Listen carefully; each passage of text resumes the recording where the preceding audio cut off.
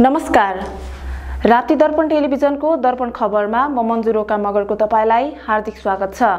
दर्पण खबर देशका विभिन्न digital cable, YouTube channel, Facebook page र आइपीटीभीबाट पनि संसारभर एकैसाथ हेर्न सक्नुहुन्छ। खबर सुरु गरौं प्रमुख खबरका शीर्षकहरूबाट। आजदेखि देशभर एकैसाथ कक्षा 12 को परीक्षा सुरु। दाङको देउखुरीमा ट्रकको ठक्करबाट एकजना पैदल यात्रुको मृत्यु। घोराहीमा शनिबार भएको भारी वर्षाको कारण नालाको उचित निकास नहुँदा पानी उद्योग तथा व्यवसायमा पस्दा 31 लाख बढीको क्षति। सवारी लाइसेन्सका लागि दिइएका सबै अनलाइन आवेदन रद्द। र प्युठानमा शिकार खेल्ने क्रममा भरुवा बन्दुकको गोली लागेर एकजनाको मृत्यु, 10 जना पक्राउ। तारा एयरको विमान दुर्घटनाको कारण पत्ता लगाउन 5 सदस्यीय आयोग गठन।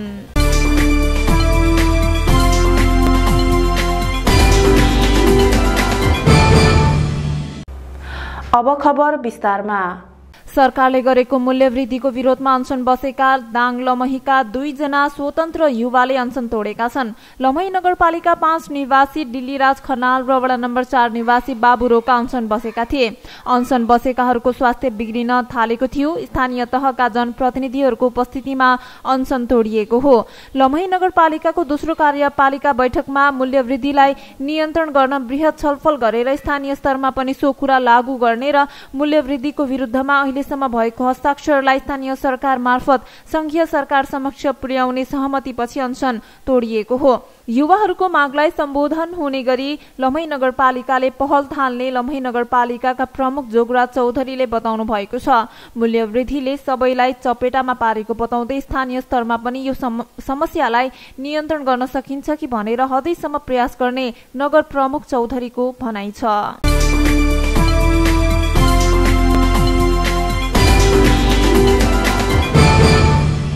घोराहीमा शनिबार भएको भारी वर्षाका कारण नालाको उचित निकास नहुँदा पानी उद्योग तथा व्यवसायमा पस्दा 31,62,000 रुपैयाँ बढीको क्षति भएको छ।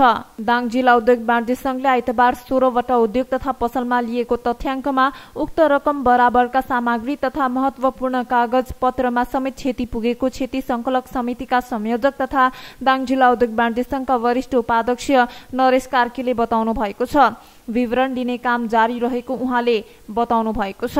तथ्याङ्क संकलनको कार्य जारी रहेको उहाँको भनाइरहेको छ। क्षति पुगेको जानकारी आएका स्थानमा पुगेर विवरण लिने काम गरिने उहाँले बताउनुभयो। क्षतिको विवरण संकलन गर्न पुगेको टोलीले दीर्घकालीन समस्या समाधानका लागि पहल गरिदिन आग्रह गरेका थिए। उनीहरूले हरेक वर्ष यसरी नै आफूहरू पीडामा पर्ने गरेको बताएका थिए। पीडितहरूले आफूहरूलाई क्षतिपूर्ति भन्दा पनि दीर्घकालीन समस्याको समाधान हुनुपर्ने बताएका थिए। क्षतिको संकलन गरेपछि अन्य प्रक्रिया अगाडि बढाइने दाङ जिल्ला उद्योग वाणिज्य संघका अध्यक्ष टंकसिंह बुढाथोकीले बताउनु भएको छ। उद्योगी, व्यवसायी एवं नागरिकले भोग्नु परेका समस्या समाधानका लागि आफूहरूले आफ्नो तर्फबाट पहल गर्ने समेत अध्यक्ष बुढाथोकीले बताउनु भएको छ। क्षति संकलन समितिका संयोजक तथा संघका वरिष्ठ उपाध्यक्ष नरेश कार्कीको नेतृत्वमा क्षतिको संकलन गरिएको हो। सो अवसरमा संघका अध्यक्ष टंकसिंह बुढाथोकी, समितिका सदस्यहरू जगत प्रसाद आचार्य, लीलाराम खड्का, विकास वली लगायतको सहभागिता रहेको थियो।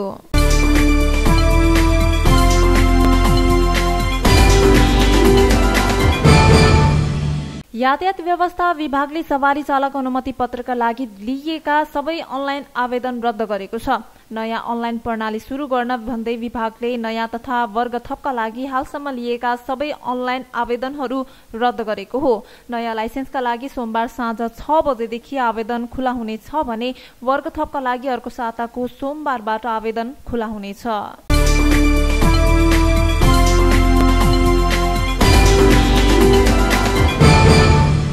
घोराहीमा ग्रामीण महिला उत्थान केन्द्रद्वारा सञ्चालित पारस्परिक जवाबदेहिता परियोजना अन्तर्गत गठन गरिएको हेड कोलेसनको बैठक आगामी आर्थिक वर्षको नीति तथा बजेटमा विभिन्न क्षेत्रलाई समेट्न सुझाव दिने निर्णय गरिएको छ। यसअघि फिल्डमै पुगेर नगरवासीको समस्यालाई पहिचान गरेको टोलीले अब ल्याउने नीति तथा बजेटलाई जनस्तरसँग जोड्नका लागि कृषि, शिक्षा, स्वास्थ्य विपदका विषयमा स्थानीय सरकारलाई विभिन्न माग राख्ने भएको हो। विभिन्न सामाजिक संघ संस्था र पत्रकारहरूको उपस्थिति तथा हेड कोलेसनका अध्यक्ष थम्मन चौधरीको अध्यक्षतामा बसेको बैठकले कृषकको सहजताका लागि मल बिउको सहज व्यवस्थापन, कृषि बीमा, कृषकलाई तालिमको व्यवस्थापनका लागि स्थानीय तहसँग माग गर्ने निर्णय गरेको छ। यस्तै शिक्षातर्फ सामुदायिक विद्यालयमा पाठ्य पुस्तकको सहज व्यवस्थापन एवं गरिब तथा विपन्न समुदायका बालबालिकालाई शिक्षा प्राप्तिमा सहजता सृजना गर्न पहल गर्ने निष्कर्ष निकालेको हो। यस्तै स्वास्थ्यतर्फ सरकारले निशुल्क रूपमा वितरण गर्ने औषधि उपलब्धता र वितरणमा सहजता, मनोविमर्शकर्ताको व्यवस्थापन गर्न स्थानीय सरकारलाई ध्यानाकर्षण गर्ने, ब्याङ्कसम्म पुगेर सामाजिक सुरक्षा भत्ता लिन ज्येष्ठ नागरिकलाई शास्ति भएको भन्दै सहज वातावरणको सिर्जना हुनुपर्ने र विपदतर्फ उपमहानगरले निर्माण गरेका कृत्रिम जलाशयलाई सुरक्षित बनाउन तारबार गर्न र मनसुनमा देखा पर्ने विपदप्रति गम्भीर बन्दै समस्या समाधानमा जिम्मेवार बन्न सचेत बनाउन निर्णय भएको ग्रामीण महिला उत्थान केन्द्रका पैरवी अधिकृत शिवानी दहितले जानकारी दिनुभएको छ।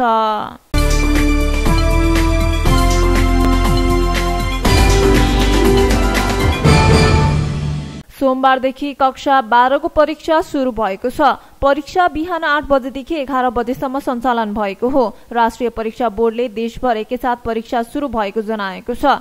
सोमबारदेखि सुरु हुने परीक्षा आउँदो 25 गतेसम्म चल्ने राष्ट्रिय परीक्षा बोर्ड परीक्षा नियन्त्रण कार्यालय भक्तपुरले जनाएको छ। परीक्षाका लागि देशभरका 1292 परीक्षा केन्द्र तोकिएको परीक्षा नियन्त्रक दुर्गा प्रसाद अर्यालले जानकारी दिनुभयो। उनका अनुसार 77 वटै जिल्लाका तोकिएका परीक्षा केन्द्रमा अनलाइनबाट प्रश्न पत्र पठाइएको छ। परीक्षामा 4,10,050 जना विद्यार्थी सहभागी भएका छन्। यसअघि गएको वैशाखमा कक्षा 11 को परीक्षा भएको थियो।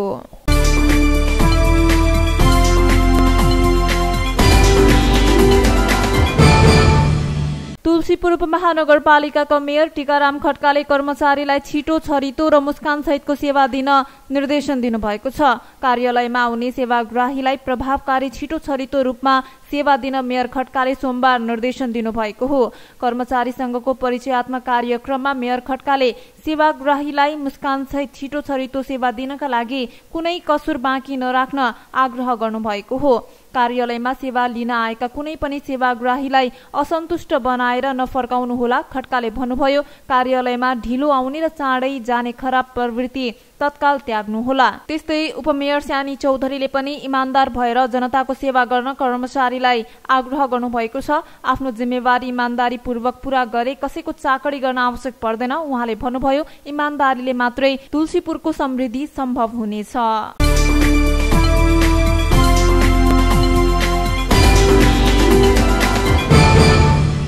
ऐरावती गाउँपालिका 1 दाङबाङमा भरुवा बन्दुकको गोली लागेर एकजनाको ज्यान गएको छ। शिकार खेल्न जंगल गएका 34 वर्षीय दोर्णबहादुर आले मगरको आइतबार गोली लागेर मृत्यु भएको हो।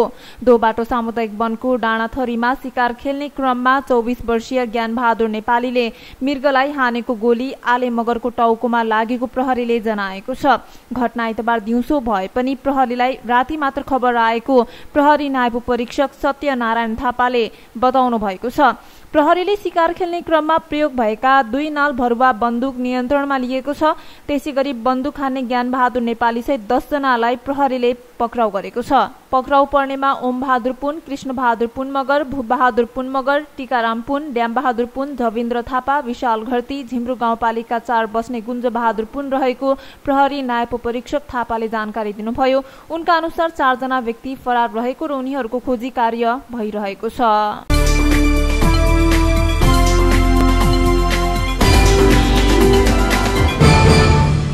दाङको तुलसीपुरमा रहेको मेरी स्टोप सेन्टरले विशेषज्ञ सहितको थप सेवा विस्तार गरेको छ। 2060 सालदेखि महिलाहरूलाई सुरक्षित रूपमा गर्भपतन तथा परिवार नियोजन सम्बन्धी सेवा दिँदै आएको सेन्टरले थप सेवा विस्तार गर्न लागेको सोमबार तुलसीपुरमा पत्रकारहरूलाई जानकारी दिइएको छ। अन्तर्राष्ट्रिय दातुरी निकायको सहयोगमा सञ्चालन भइरहेको सेन्टरले जेठ 18 गतेबाट पाइलटिङका रूपमा महिलाहरूको महिनावारी सुरु भएदेखि महिनावारी नसकुन्जेलसम्म आउने समस्याहरू, महिनावारी समयमा नहुने, महिनावारी भएको समयमा धेरै रगत बग्ने सहित उक्त समयमा आउने अन्य समस्याहरूको चेक जाँच गर्नुका साथै महिलाहरूमा देखा पर्ने गरेको बाँझोपनको समेत चेक जाँच गरी उपचारको सेवा सुरु गर्न लागेको मेरी स्टोप सेन्टर तुलसीपुरका कोअर्डिनेटर सुशील खनालले जानकारी दिनुभएको छ।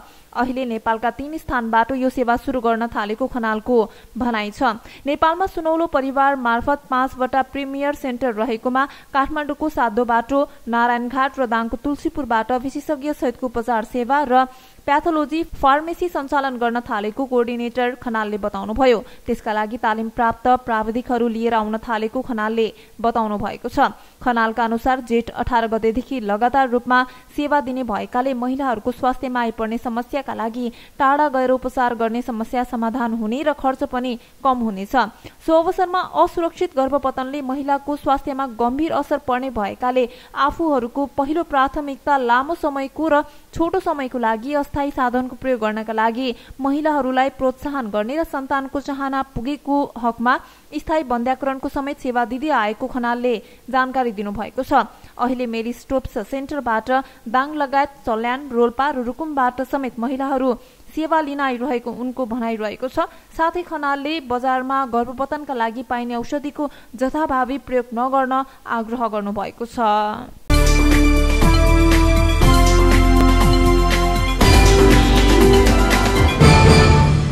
दाङमा ट्रकको ठक्करबाट एकजना पैदल यात्रुको मृत्यु भएको छ। पूर्व पश्चिम राजमार्ग अन्तर्गत भालबाङबाट लमहीतर्फ आउँदै गरेको लु अजे 7003 नम्बरको मिनी ट्रकले राप्ती गाउँपालिका 4 श्री नारायण चोक नजिकै ठक्कर दिँदा सोही ठाउँका 52 वर्षीय बोलु गिरीको मृत्यु भएको जिल्ला प्रहरी कार्यालय दाङले जनाएको छ। बिहान 5 बजे गिरी सडकको छेउमा हिँडिरहेको बेला ट्रकले ठक्कर दिएको प्रहरीले बताएको छ। ट्रकको ठक्करबाट गिरीको घटनास्थलमै मृत्यु भएको थियो। मृतकको शव पोस्टमार्टमका लागि लम्ही अस्पतालमा राखिएको छ। ट्रक र चालकलाई प्रहरीले नियन्त्रणमा लिएको छ।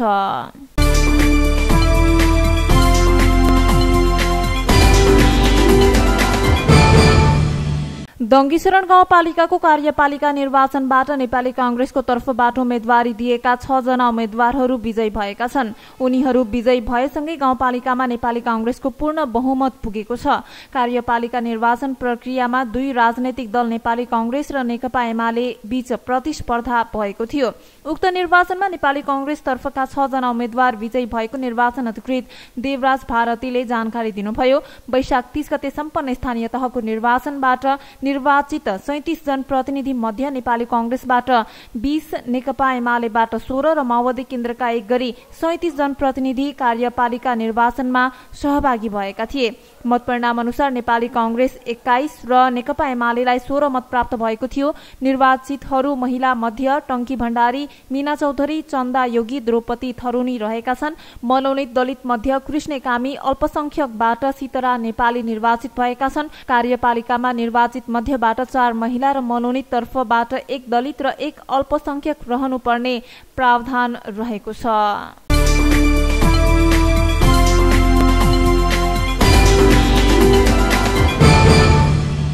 सरकारले तारा एयरको विमान दुर्घटनाको कारण पत्ता लगाउन 5 सदस्यीय आयोग गठन गरेको छ। आयोगको अध्यक्ष तथा दुर्घटना जाँच इन्चार्जमा वरिष्ठ एरोनटिक इन्जिनियर रतीश चन्द्र लालसुमन रहनु भएको छ। संस्कृति, पर्यटन तथा नागरिक उड्डयन मन्त्रालयले गठन गरेको आयोगको सदस्यमा क्याप्टेन दीपु ज्वार्सन, वरिष्ठ मेन्टेनेन्स इन्जिनियर उपेन्द्रलाल श्रेष्ठ, वरिष्ठ मौसमविद मणिरत्न शाक्य र मन्त्रालयका प्राविधिक सहसचिव बुद्धिसागर लामिछाने हुनुहुन्छ। यो समितिलाई दुर्घटनाको कारण पत्ता लगाई भविष्यमा यस्ता घटना दोहोरिन नदिने उपाय सिफारिस गर्ने कार्यादेश रहेको मन्त्रालयका सहसचिव होम प्रसाद लुइटेलले जानकारी दिनुभएको छ। हिजो आइतबार पोखराबाट जोमसुमका लागि छुटेको तारा एयरको ट्विन अटर विमान मुस्ताङको मानापाथी हिमालको फेदीमा दुर्घटनाग्रस्त अवस्थामा फेला परेको थियो। दुर्घटनामा विमानमा रहेका सबै 22 जनाको ज्यान गएको छ।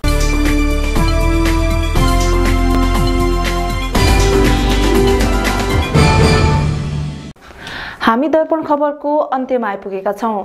खबर सक्नु अघि प्रमुख खबरहरू पुनः एकपटक। आजदेखि देशभर एकैसाथ कक्षा 12 को परीक्षा सुरु। दाङको देउखुरीमा ट्रकको ठक्करबाट एकजना पैदल यात्रुको मृत्यु। घोराहीमा शनिबार भएको भारी वर्षाको कारण नालाको उचित निकास नहुँदा पानी उद्योग तथा व्यवसायमा पस्दा 31 लाख बढीको क्षति। सवारी लाइसेन्सका लागि दिइएका सबै अनलाइन आवेदन रद्द। र प्युठानमा शिकार खेल्ने क्रममा भरुवा बन्दुकको गोली लागेर एकजनाको मृत्यु, 10 जना पक्राउ। तारा एयरको विमान दुर्घटनाको कारण पत्ता लगाउन 5 सदस्यीय आयोग गठन।